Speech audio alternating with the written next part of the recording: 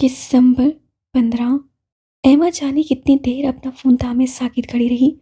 उसने स्याही को अपने इर्द-गिर्द उतरते महसूस किया, यूँ जैसे स्याह धुंध ने उसके गिर्द घेरा डाल लिया हो। क्या उसे फ़ोन करने वाला मर चुका था? वो कौन था?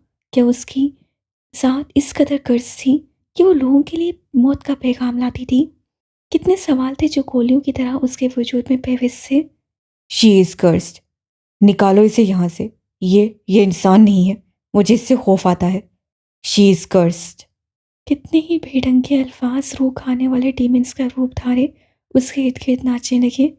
इससे पहले कि वो अपने आवाज़ खो देती, उसे अपने इर्द गिर्द आवाज़ सुनाई दी। कोई उसे पुकार रहा था। एमा, एमा, आर यू ओके? वो जैसे हवासों में लौटी, उससे देखा उसके सामने मासील खड़ा था। वो भला कैसे पीछे रह सकता था? क्या हुआ? सब ठीक है ना? वो उसे यूं फ़ोन तामे बुत बने देखकर परेशान हो गया था। एमा ने जल्दी से फ़ोन बैग में डाला और उस पर काबू पाने की कोशिश की। वो नहीं चाहती मासिल उसे कर्ज होने को जान ले। उसकी वजह से शायद कोई मर चुका था या मरने वाला था। सर्दी में भी उसका चेहरा तपतपा गया, सुर्ख पेशानी, तपिश ज़दा आँखें। उसे लगा था उसका वजूद कहीं उसका साथ नहीं छोड़ दे। पर वो एमा थी, वो दर्द सह जाती थी। उसे जल्दी से दोनों हाथों से अपना चेहरा साफ किया और मुस्कुराने की नाकाम कोशिश की। कुछ नहीं, वो शायद कोई रॉन्ग नंबर था। तो इतना परेशान क्यों हो गई हो? वो उसके लिए परेशान हुआ।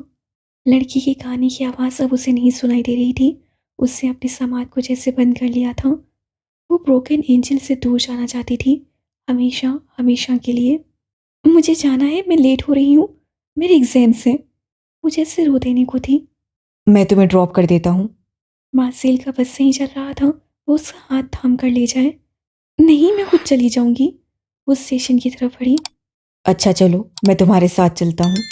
वो भी उसके साथ हुआ। एमा ने रुककर हैरत से उसे देखा। डोंट वरी, मुझे लोग चेहरे से नहीं पहचानते कि मैं दीमासील हूँ। वो अपनी जैकेट की कॉलर सीधा करता बोला। एमा ने कुछ नहीं बोला। वो दोनों खामोशी से स्टेशन की जाने बढ़ गए। सात समंदर पार फ़ोन करने वाला वो शख्स नहीं जानता था कि उसने एमा को किस तकलीफ़ में डाल दिया था। ईमान का अगले काफ़ी दिन अब्दुल से सामना नहीं हुआ। वो उसे अजीब उलझनों में डालकर खुद गायब हो जाता था। लेकिन इस बार ईमान भी अपने मिड्स में इस तरह मगन हुई कि अब्दुल का ख्याल उससे कम ही आता। वो अब तक कोई दोस्त नहीं बना पाई थी, कभी बना ही नहीं पाती थी। वो यहाँ पढ़ने आई थी और अब तक उससे अपना ध्यान पढ़ने में लगाया हुआ था। आज उसका आखिरी पेपर था। वो बहुत थकी हुई थी और अपने रूम में जाकर सोना चाहती थी, घर बात करना चाहती थी और कोई अच्छी सी मूवी या सीरीज़ देखना चाहती थी। ये पहली बार ऐसा हुआ था कि उसके एग्ज़ाम्स हो रहे थे और वो घर से दूर थी। घर में अम्मी और मेज़ू उसका बहुत ख्याल रखती थीं। उसे नाश्ता, खाना और चाय सब वक़्त पर मिलता था। उसे कपड़े मेज़ू हमेशा प्रेस कर देती थी। ये हॉस्टल था, यहाँ उसे खुद करना पड़ता था। ये सोच-सोच कर वो जाने कितनी बार रोई थी। आखिरी पेपर वाले दिन वो हमेशा घर में मेज़ो और मेहरबानों के साथ सेलिब्रेट करती थी। एक बार तो उसका दिल किया यहीं कहीं बैठ जाए, कमरे में ना जाए, यहीं कहीं खो जाए या यहीं से सीधा अपने घर पहुँच जाए। इससे पहले वो मज़ीद कुछ सोचती, उसका फ़ोन बज उठा। घर से कॉल थी। वो नम आँखों से मुस्कुराती। अस्सलाम वालेकुम अम्मी। उससे फ़ोन उठाकर बात शुरू की। उसकी आवाज़ भराई हुई थी। वो चाहकर भी खुद पर काबू ना कर रख पाई। सलमा बेगम उसके रोने पर खफा हुई। ईमान, तुम वापस आ जाओ। छोड़ दो सब, दफ़ा करो। हम अपनी ज़िंदगी ऐसे ही गुजार लेंगे, लेकिन मैं तुम्हें तकलीफ़ में नहीं देख सकती। सलमा बेगम ना चाहते हुए भी रोती थी। ईमान ने स्टूडेंट्स की भीड़ से गुम हो जाना ज़रूरी समझा। वो नहीं चाहती थी कोई उसे रोता देखे और उसका मजाक उड़ाए। लेकिन ईमान सलमा बेगम की बात सुनते ही जैसे होश में आई। वो यहाँ रोने थोड़ी आई थी, वो तो कुछ बनने आई थी। उससे बहुत कुछ करना था। उससे अपनी माँ और अपनी बहन को बहुत अच्छी ज़िंदगी देनी थी। वो कैसे भूल जाती थी। वो जज्बाती थी और माँ के सामने हमेशा टूट जाती थी। तभी उनका मूड ठीक करने के लिए फ़ौरन बोली, लो भला, मैं इतने पैसे लगाकर यहाँ आई हूँ, अब क्या सब ज़ाया कर दूँ? मैं ठीक हूँ अम्मी, बस आप लोगों की याद आ गई। मैं कैफ़े जाकर आपको वीडियो कॉल करती हूँ। आपके सामने बैठकर खाना खाऊंगी। उससे रेसा हॉल जाने का इरादा तर्क कर दिया और फिर वो उनसे बातें करते कैफे तक आई। उससे वहां बैठकर सैंडविच और टी ऑर्डर की और सलमा बेगम को वीडियो कॉल की। मेरी बच्ची कितनी कमज़ोर हो गई है। सलमा बेगम का दिल डूब गया था। अरे अम्मी, पेपर्स हो रहे हैं, आज ख़त्म हो गए, अब देखना मैं ठीक हो जाऊंगी। वो उनसे बातें करती रही, यूं जैसे दुनिया में कुछ और हो ही ना। हुमायसा ने 2-3 बार उनकी गुफ्तगू में घुसने की कोशिश की लेकिन नाकाम रही। यूं लग रहा है जैसे माँ बेटी नहीं बल्कि दो आशिक मिल गए हों। उसके बाद भाईमान ने उसे घूरा। मुंह बंद करो मीजू। उससे हुमायसा को रपटा। ये आपका ख्याल रखती है या नहीं? और वो सैंडविच खाते सलमा बेगम से पूछने लगी। मैं पहले बता रही हूँ, आप दोनों माँ बेटी की मोहब्बत देखकर कोई लड़का आपसे शादी नहीं करेगा। अभी सारा प्यार तो इधर लुटा दिया आपने। वो कहाँ बात आने वाली थी। अभी भी गुस्से में ईमान से नाराज होती वहां से गायब हो गई। उसकी बात सुनकर ईमान मुस्कुरा दी। मैं मना लूंगी। वो अब चाय पी रही थी और अपनी माँ की सारी बातें यूँ सुन रही थी जैसे दुनिया में बोलने वाला मजीद कोई इंसान ना बचा हो। होता भी तो उसको मैसर ना होती। वो अक्सर ये सोचती थी कि जाने वो कौन सी लड़कियां थीं जो अपनी माँ से नाराज़ होकर हफ्ता हफ्ता बात नहीं करती थीं, जो अपनी माँ से बदतमीज़ी कर जाती थीं। माँ सामने बैठी रहती थी कि बेटी बात करे और बेटियां फ़ोन में लगी रहती थीं। भला माँ कोई ऐसी हस्ती है जिसके साथ ये सब किया जाए। 1 घंटे बाद जब वो कैफ़े से बाहर निकली तो काफ़ी हद तक पुरसुकून थी। फिर उसे स्टूडेंट्स के एक ग्रुप को अब्दुल का नाम लेते और दाएं जाने भागते देखा। उसे ताज्जुब हुआ, लेकिन फिर वो समझ गई कि अब्दुल का फिर से कोई पंगा होगा। पर उससे और हैरत हुई जब उससे स्टूडेंट्स को गोल दायरे में खड़ा देखा। वो वहाँ से पलट जाना चाहती थी, पर अब्दुल अब्दुल की पुकार पर उसके कदम रुक गए। वो भी ग्रो की जाने पड़ी और उससे पत्थर की बेंच पर किसी लड़के को बैठे देखा। वो हुडी पहने हुए था। हुडी की कैप उसके सर पर थी। बालों की चंद लटें बाहर को निकली हुई थीं। हुडी के बाजू में उससे फोल्ड करके अब ऊपर बांधे हुए थे। उसके बाजू पर टैटू बना था। वो गिटार पर कोई धुन बजा रहा था। ईमान बेख्तियार ही खींची चली गई। उससे पहली बार मेल वर्जन में ये गाना सुना था। One day I am gonna fly away, one day when heaven calls my name, उड़ना, इकारस, गिरना, फॉलन एंजल। ये सब भला कब उसका पीछा छोड़ते थे। वो म्यूजिक से ज़्यादा उस टैटू की जानिब अट्रैक्ट हुई थी। वो स्टूडेंट्स में खुशी का साथ ही थोड़ा उसके करीब आई और फिर उस बाजू पर बने टैटू को गौर से देखा। उसकी आंखों में चमक उभरी। ये टैटू आरजे का था। एक बंद दायरा, उसके कोने पर बना भेड़िया और नीचे लिखा आरजे। ये सब उससे कितना पुरकशिश लगता था। वो उस टैटू को देखती रही। यानी यहाँ कोई और भी था जो आरजे का फैन था। उससे हुडी वाले लड़के का चेहरा देखना चाहा पर वो नहीं नजर आया था। वो खड़ी रही, उसे सुनती रही। वो टैटू देखती रही। मकसद सिर्फ चेहरा देखना था। वो सब भूल गई थी कि अब्दुल को क्यों पुकारा जा रहा था। याद रहा तो आरजे। और फिर 2 मिनट बाद जब तिलिस्म टूटा वो लड़का अपनी जगह से उठा और उसकी जानिब देखा तो वह हैरान रह गई। अब्दुल। उसके लबों से फिसला। हाथ में पकड़ा फोन गिरते गिरते बजा था। वो सिंगर था। अब्दुल सिंगर था। अब्दुल नाम की पुकार फिर से चारों जानिब गूंज उठी और ईमान ने वहां से गायब हो जाना जरूरी समझा। वो भीड़ से निकली और तेज से इस कदम उठाते डिपार्टमेंट से बाहर जाने लगी, लेकिन वो नहीं जानती थी कि अब्दुल उसके पीछे लपका था।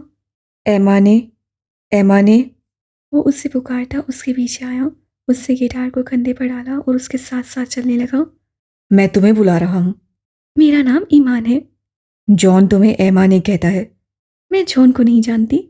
जॉन मेरा दोस्त है। तुम्हें मुबारक हो जॉन। और वो उसके साथ साथ चलते हंस दिया। बूढ़ी अब चेहरे से हट गई थी। वो आज कुछ ढंग के कपड़े पहने हुए था। कम से कम पहले से तो ठीक हुलिये में था। बाल पोनी में कैद थे, अलबत्ता चंद बेढंगी सी लटें निकली हुई थी। बाल कहीं से गए थे। आज तो चंद लटें सब्ज सी। वो रुक गया, जबकि ईमान उसी तेज रफ्तारी से चलती रही। जॉन को तुम नापसंद हो। वो फिर से उसके पीछे लपका। जैसे जॉन तो मुझे शहद लगता है।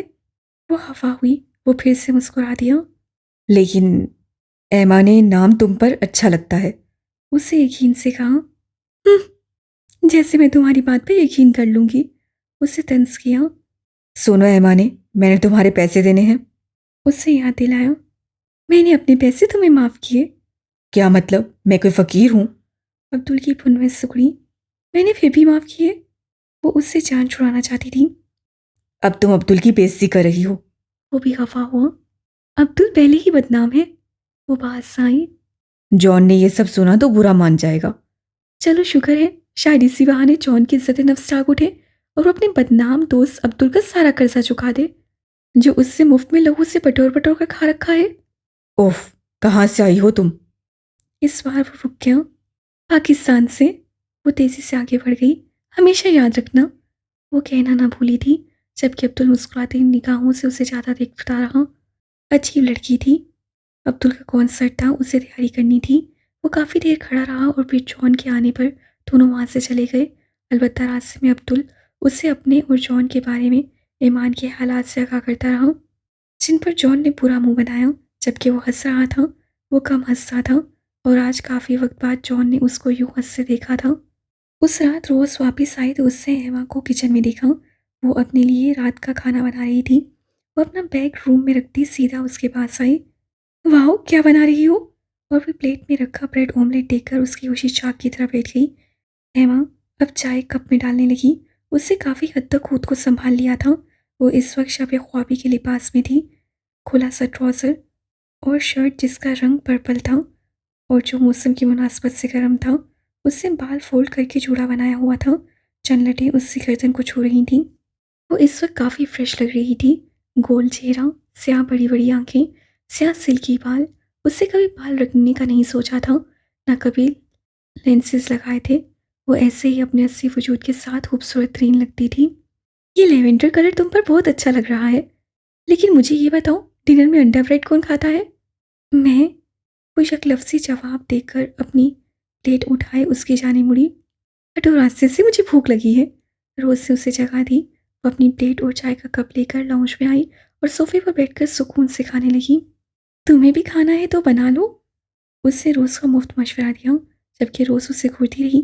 फिर अचानक कुछ याद आने पर वो मुस्कुराते हुए उसके पास आकर बैठ गई। लाउंज में छोटा सा आतिशदान चल रहा था और ये एमा ने ही जलाया था। सारी खिड़कियां बंद थीं। बाहर ठंडी हवा थी, जबकि अंदर का माहौल कुछ पुरसुकून था। उससे पुरशौक निगाहों से देखने लगी। खिली खिली सी रोज को अपनी जानी मतवजा पाकर एमा ने आंखों के इशारे से पूछा कि क्या बात है। जिस पर रोज से मुतजस्सिस होते पूछा, आंटी जीना बता रही थी आज तुम्हारे साथ कोई लड़का आया था। ये सुनते ही एमा को अच्छू लगा। खांसी का ऐसा दौरा पड़ा कि रोज को उसके लिए पानी लाना पड़ा। उसका चेहरा सुर्ख पड़ चुका था। रोज को अफसोस हुआ, वो उसे अच्छे से जानती थी, फिर भी उससे ऐसा सवाल पूछ लिया। भला क्यों? तुम ठीक हो? जब एमा की हालत नॉर्मल हुई तो रोज से फिक्रमंदी से पूछा। हाँ, मैं ठीक हूँ, एमा ने चाय का खून भरते जवाब दिया। मिस्टर मार्सेल थे साथ। वाकई? तुम उन्हें अंदर भी लाई थी या बाहर से ही वापस भेज दिया? उससे अब एमा पर शक हुआ। वो इतनी अच्छी तो नहीं थी। मेरा दिमाग खराब था जो मैं उन्हें अंदर लाती। वैसे भी वो अपनी मर्जी से यहाँ तक आए थे, मुझे छोड़ने के बाद चले गए। ओह माय गॉड एमा, वो मेरे टीचर हैं और तुमने? रोज से अपना सर पकड़ा। इस साथ वो मेरे बॉस भी हैं, अब क्या सर पर बिठा लूं? वो चिढ़ गई। यार फिर भी। रोज का पूरी रात यही पछतावा रहना था। आंटी जीना को कोई और काम नहीं होता क्या? बस आने जाने वालों पर नजर रखती हैं। मुझे लगा था पाकिस्तान में ऐसी हमसाई आंटियां होती हैं, पर यहाँ भी यही हिसाब है। रोज को उसके इस तरह चिढ़ने पर हंसी आ गई। वो इसलिए हैरान थी कि तुम्हें कभी किसी लड़की के साथ देखा नहीं है। अल्लाह बचाए ऐसे लोगों से। सच में मिस्टर मार्सेल तुम्हें छोड़ने यहाँ तक आए थे? रोज को जैसे यकीन ना हुआ। उसकी बात सुनकर एमा ने गहरा सांस फिसा में खारिज किया। मना किया था मैंने, लेकिन वो इंसान ठीक है। अब रोज मिस्टर मार्सेल के जिक्र पर पुरजोर सी हो गई थी। वैसे एमा, मिस्टर मार्सेल अच्छे इंसान है, उनके बारे में सोचा जा सकता है। सोचना भी मत, तुम मंगनीशुदा हो। एमा ने आंखें निकाली। वो कितने मज़े से ब्रेड खा रही थी, जैसे इससे ज़्यादा लजीज खाना कोई ना हो। और एमा हमेशा उससे यही कहती थी, हलाल रिस्क चाहे सूखी रोटी मिर्ची क्यों ना हो, उसे खाने में कैसी शर्म। उसका जायका वही जानता है जो हलाल खाता है। पागल, अपनी बात नहीं कर रही। रोज से उसके सर पर चित लगाई। एमा उससे छोटी थी, लेकिन वो हमेशा बड़ी बनी रहती थी। मैं भी मंगनीशुदा हूँ, एमा ने धमाका किया। वॉट? रोज की आंखें फैल गईं। ये कब हुआ? बचपन में। एमा कितने मज़े से बैठी थी। अब उससे रिमोट उठाकर टीवी ऑन किया। मौसम की खबरें जा रही थी। तुमने कभी बताया नहीं। रोज संजीदा हो गई। वो गौर से एमा के चेहरे को देख रही थी, उस पर कुछ खोज रही थी, सच या झूठ। जबकि एमा उसे नज़रअंदाज करती टीवी की जानी मतवजा थी। फायदा नहीं। वो बिना उसकी जानिब देखे जवाब देने लगी। जाने वो नमी थी या कुछ और जो रोज को उसकी आंखों में तैरती दिखाई थी। इससे पहले वो मज़ीद कुछ पूछती, एमा झटके से उठकर खड़ी हुई। तुम ठीक हो? रोज़ ने उसका हाथ पकड़ा। अरे पागल, सुबह मेरा पेपर है, मुझे तैयारी करनी है, अब जाने दो मुझे। एमा ने मुस्कुराते हुए अपने हाथ की जानिब इशारा किया तो रोज़ ने उसे छोड़ दिया। वो पहले बर्तन उठाकर किचन में गई और फिर वहाँ से सीधा अपने कमरे में, जबकि रोज़ वहीं बैठी रह गई थी। क्या थी वो लड़की, उससे कभी समझ ना आ सकी। अगला हफ्ता वो हद दर्जा बिजी रही, जहाँ सर्दी की शिद्दत में इजाफे के साथ साथ दिन छोटे होते जा रहे थे। वहीं एमा का काम बढ़ गया था। सुबह वो पेपर से कर आती और फिर उस इंस्टीट्यूट में वक्त गुजारना पड़ता। स्टूडेंट्स की अब प्रैक्टिस चल रही थी। उसके बाद वो फ्री थे। एक आखिरी फेयरवेल होना था, फिर वो आज़ाद हो जाती। और इस वक्त भी वो यही सोच रही थी कि आगे क्या करेगी। यह आखिरी सेमेस्टर था, फिर उसके बाद वो घर चली जाएगी या फिर मज़ीद पढ़ेगी। लेकिन अभी तो कुछ वक्त था। उससे सर झटक कर उस ख्याल को जहन से निकाला।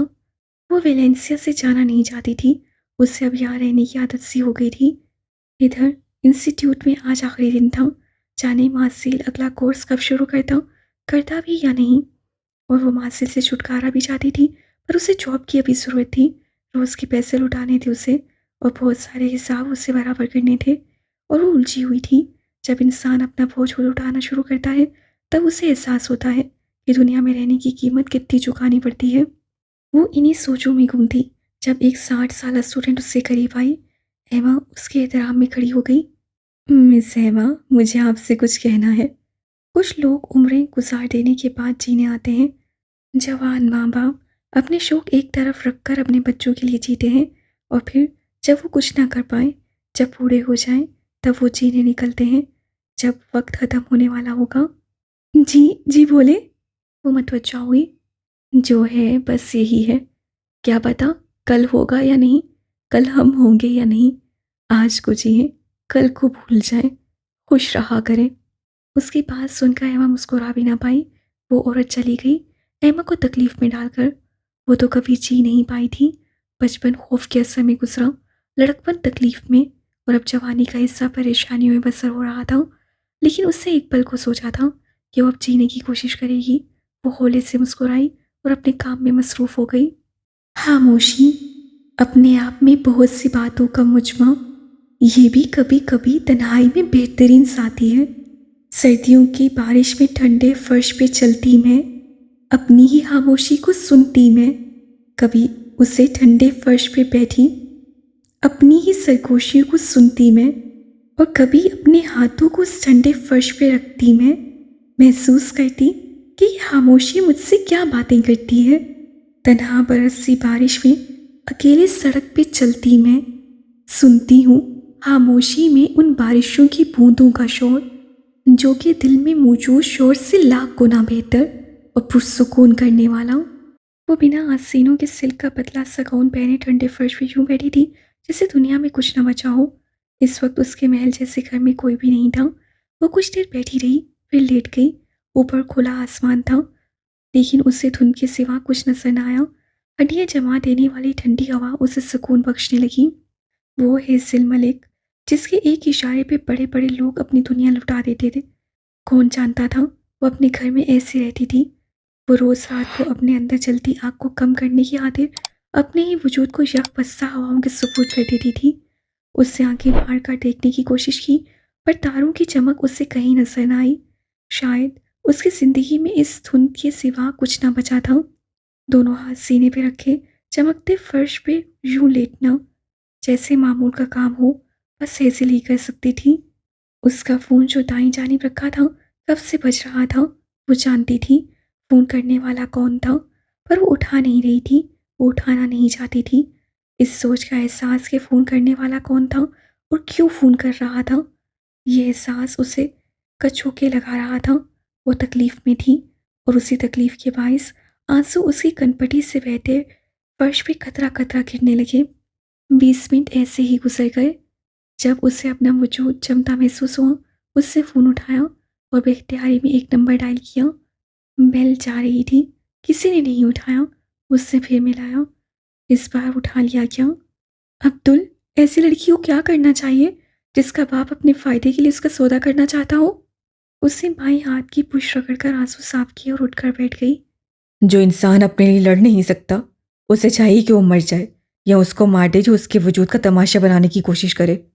अब्दुल की संजीदा आवाज़ गूंज कर रह गई। साए साए करती हवा उसके पास से सरगोशियाँ करती गुजरने लगी। दूसरी जानिब से जवाब मिलने पर वो उठी और किसी रिपोर्ट की मानिंद अंदर की जानिब बढ़ गई। आज रात अगर वो खुद का या किसी और का कत्ल भी कर देती तो उससे फ़र्क ना पड़ता।